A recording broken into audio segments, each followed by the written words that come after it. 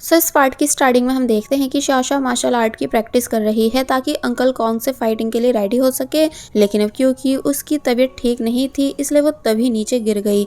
भाई जल्दी से शाशा के पास आया एंड शाशा को रिलैक्स कराने लगा कि तुम फिक्र मत करो, अब तुम अकेली नहीं हो, यानी मैं तुम्हारा बहुत ही ज्यादा ध्यान रखने वाला हूँ। जो सब सुनकर वो इमोशनल होने लग जाती है। अब हम वैचू को देखते हैं जो कि चैनबिंग से कह रहा है कि 2 साल पहले जो हमारी किडनैपिंग हुई थी उस केस को जिस ऑफिसर ने इन्वेस्टिगेट करा था उसको लेकर आओ, क्योंकि मुझे किसी की मिसअंडरस्टैंडिंग को दूर करना है। तो तब चैनबिंग इस बात के लिए मान गया था। फिर अब दिखाया गया है कि वैचू ऑफिसर के साथ बाई के घर आया है। बाई कंफ्यूज होने लगा कि भला तुम पुलिस को मेरे घर क्यों लाए हो। तो तब वैचू कहता है शाओ शाओ के लिए, वो कहाँ है, उसे नीचे बुलाओ क्योंकि मैं उसे कुछ दिखाना चाहता हूँ।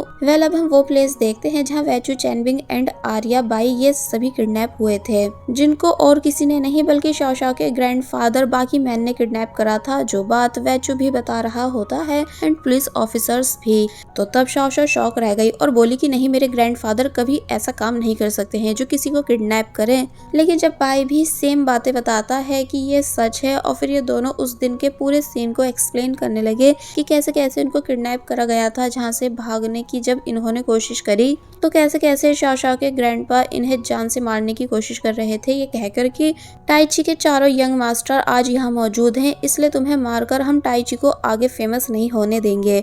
और फिर वैचू ये भी बताता है कि शाओ शाओ के ग्रैंडपा ने कैसे उसे बुरी तरह इंजर्ड करा था, जिस वजह से वो काफी टाइम तक व्हील चेयर पर रहा था। अब आगे सब शाओ शाओ को बताने लगे कि ये सब बातें एकदम सच है, लेकिन किसी ने भी शाओ शाओ के ग्रैंडपा को जान से नहीं मारा, बल्कि वो पुलिस के आने के बाद जल्दी से यहाँ से भाग गए थे। यानी जिस भी किसी ने शाओ शाओ से ये बात कही है कि उसके ग्रैंडफादर को वैचू ने जान से मारा था, वो बात एकदम झूठ है। तो तब शाओ शाओ सदमे में चली गई, यानी यकीन ही नहीं कर पा रही होती है कि उसके ग्रैंडपा ऐसी भी कोई हरकत कर सकते हैं। और जब वैचू ने उनको जान से नहीं मारा है तो शाओ शाओ से ये बात झूठ क्यों बोली गई है। फिर शाओ शाओ को याद भी आने लगा कि सब लोग स्टार्टिंग से शाओ शाओ के साथ कितने अच्छे से रहे थे, लेकिन उसने अपनी मिसअंडरस्टैंडिंग की वजह से सभी को हर्ट करा है।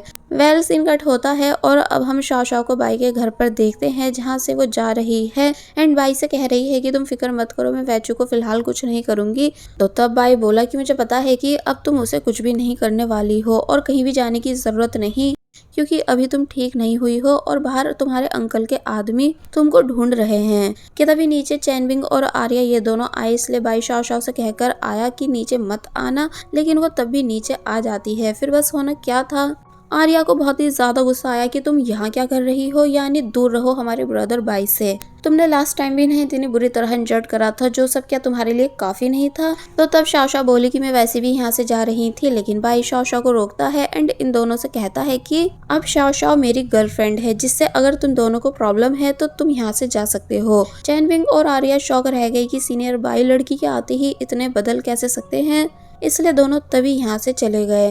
अब नेक्स्ट सीन में हम देखते हैं कि शाओ शाओ अपने ग्रैंडपा की ग्रेव पर आई है एंड कह रही है कि मुझे नहीं पता ग्रैंडपा आपको किसने जान से मारा था, पर वो जो कोई भी था मैं उसे छोड़ूंगी नहीं। फिर बताने लगती है कि उसके चाइल्डहुड की जितनी भी अच्छी मेमोरीज हैं वो सब ग्रैंडपा के साथ वाली हैं, क्योंकि शाओ शाओ के ग्रैंडपा ने वाकई में शाओ शाओ को काफी ज्यादा प्यार किया था एंड उसका ध्यान भी रखते थे। तो तब बाई शाओ शाओ को चुप कराने लगा एंड बोला कि तुम शांत हो जाओ, सब ठीक हो जाएगा।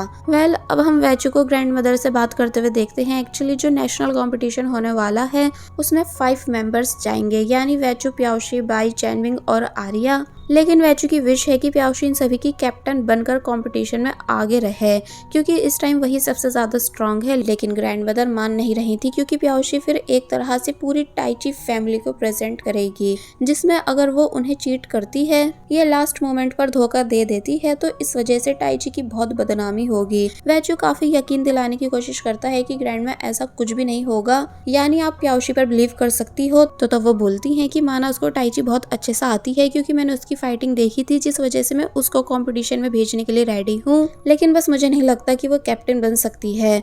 कि तभी सीन कट हुआ और अब दिखाया गया है कि ये पांचों कैसे इसी बारे में डिस्कस कर रहे थे। एक्चुअली ये सब चाहते हैं कि प्याओशी ही कैप्टन बनकर आगे रहे, लेकिन प्रॉब्लम ये है कि ग्रैंड मदर मान ही नहीं रही।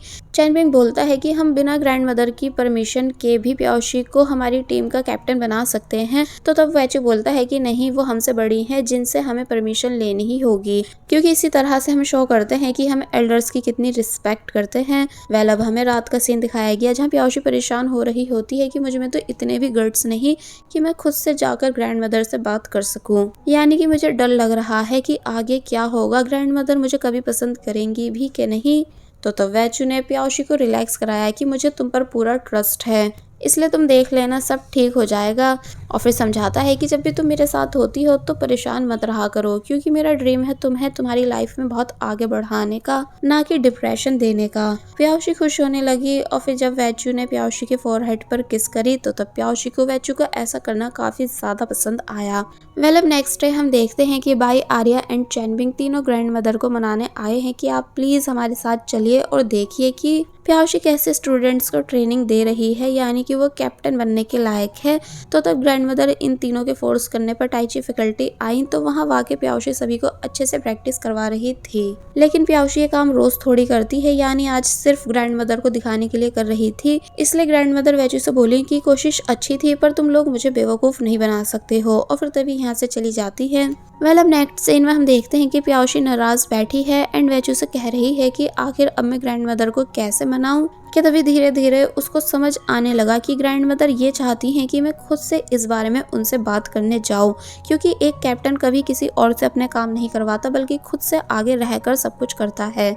फिर बस होना क्या था, प्याउशी इस बार अकेले ग्रैंड मदर से बात करने आती है एंड बताती है कि पहले मैं टाइची को पसंद नहीं करती थी, यानी मेरी ड्रीम लिस्ट में टाइची सबसे नीचे था। लेकिन वैचू ने जब से मुझे रियलाइज कराया है कि मैं क्या क्या कर सकती हूँ, क्योंकि मेरी टाइची वैचू ने ही बेहतर कराई है, तो तब जाकर मैं टाइची की वैल्यू को समझ पाई और अब वो मेरी ड्रीम की सबसे नंबर 1 लिस्ट पर है। यानी कि टाइची मेरा ड्रीम बन चुका है, कि जैसे मैं सिर्फ टाइची के लिए ही बनी हूँ। फिर सबसे इम्पोर्टेंट होता है ट्रस्ट, जो कि वैचू एंड बाकी सब मुझ पर अच्छे से करते हैं, जिसको मैं कभी तोड़ूंगी भी नहीं। इसलिए चाहती हूँ कि प्लीज आप भी मुझे एक मौका दे दो।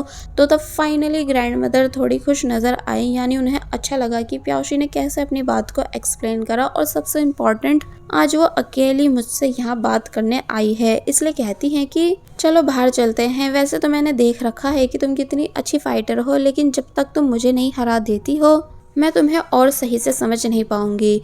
तो ये सुन बस फिर होना क्या था, ग्रैंड मदर एंड प्याउशी फाइट करती हैं, जहाँ प्याउशी बस ग्रैंड मदर के अटैक्स को ब्लॉक कर रही थी, यानी पलटकर अटैक नहीं कर रही थी। इसलिए बाद में ग्रैंड मदर ने प्याउशी से इस चीज का रीजन पूछा तो तब प्याउशी ने बताया कि मुझे ऐसे संस्कार नहीं दिए गए हैं जो मैं खुद से बड़ों के ऊपर हाथ उठाऊं।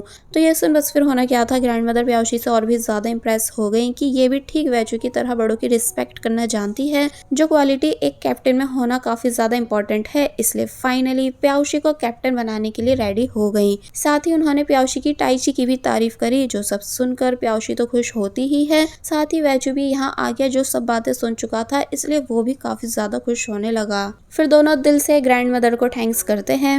वेल अब नेक्स्ट सीन में हम देखते हैं कि शाओ शाओ अभी भी बाई के साथ है, जिसको बाई मेडिसिन दे रहा था। शाओ शाओ कहती है कि ये बहुत ही ज्यादा कड़वी है, तो तब बाई बोलता है कि कोई नहीं, मैं नेक्स्ट टाइम इसमें थोड़ी स्वीट डाल के लाऊंगा। शाओ शाओ पूछने लगती है कि क्या तुमने सच में मुझे माफ कर दिया है, यानी कहीं फ्यूचर में तुम मुझसे इस बात के लिए लड़ोगे तो नहीं कि मैंने तुमको धोखा दे दिया था, और फिर से सॉरी करने लग जाती है। तो तब बाई कहता है कि मैं समझ सकता हूँ कि तुमने जो कुछ भी करा वो सब सिर्फ एक मिसअंडरस्टैंडिंग थी, एंड तुम्हारा अपने ग्रैंडपा के लिए प्यार था, जिस वजह से तुम बदला ले रही थी। मुझे पता है कि तुम अभी समझ नहीं पा रही होंगी कि तुमको क्या करना चाहिए और क्या नहीं, यानी किस पर ट्रस्ट करना चाहिए और किस पर नहीं, बट बिलीव मी, मैं तुम्हारे इस ट्रस्ट को कभी टूटने नहीं दूंगा, बल्कि अभी और फ्यूचर दोनों में हमेशा तुम्हारा ध्यान रखूंगा और तुम्हें प्यार करूंगा। शाओ शाओ इमोशनल होने लग जाती है बाई की बातों को सुनकर कि कैसे उसे बाई जैसा परफेक्ट लव पार्टनर मिला है। फिर बोली कि मुझे प्याउशी के पास ले चलो, क्योंकि मुझे उससे भी माफ़ी मांगनी है। तो तब बाई शाओ शाओ को प्याउशी से मिलाने ले आता है, जहाँ शाओ शाओ ने प्याउशी को सॉरी करा, ये कहते हुए कि मुझे पता है कि तुम मुझे माफ़ नहीं करोगी और ना ही अब हम फिर से दोस्त बन सकते हैं, लेकिन मैं तब भी अपनी गलतियों के लिए तुमसे माफ़ी मांग रही हूँ। मैं तुम्हारी वैचू के साथ की फ़ोटोज़ इसलिए ही वायरल करती थी ताकि तुम वैचू से दूर रहने लगो, क्योंकि मैं तुमसे दोस्ती खराब नहीं करना चाहती थी, पर जब तुम वैचू को इतने रोकने पर भी पसंद करने लगी तो तब मेरे पास और कोई ऑप्शन बचा नहीं था। तो तब ये सब सुनने के बाद प्याउशी कहती है कि तुम पहले भी मेरी बेस्ट फ्रेंड थी और अब भी हो एंड हमेशा रहोगी, यानी मैं तुम्हारी सिचुएशन समझ सकती हूँ। तो ये सुन शाओ शाओ काफी ज्यादा खुश हो जाती है। फिर उसने वैचू को भी सॉरी करा अपनी सभी गलतियों के लिए। तो तब वैचू ने भी शाओ शाओ को माफ कर दिया और फिर वो शाओ शाओ से उसकी फैमिली कंडीशन के बारे में पूछता है कि तुम्हें तुम्हारी फैमिली के गार्ड्स मार क्यों रहे थे। तो तब वो इन्हें पूरी बात बताती है कि कैसे टैन ने लीडर बनने के चक्कर में अंकल कॉन्ग को बुला लिया है, जो कि बहुत ही बुरे हैं, जिन्हें ग्रैंडपा ने फैमिली से बाहर कर दिया था, लेकिन अब वो वापस आ चुके हैं।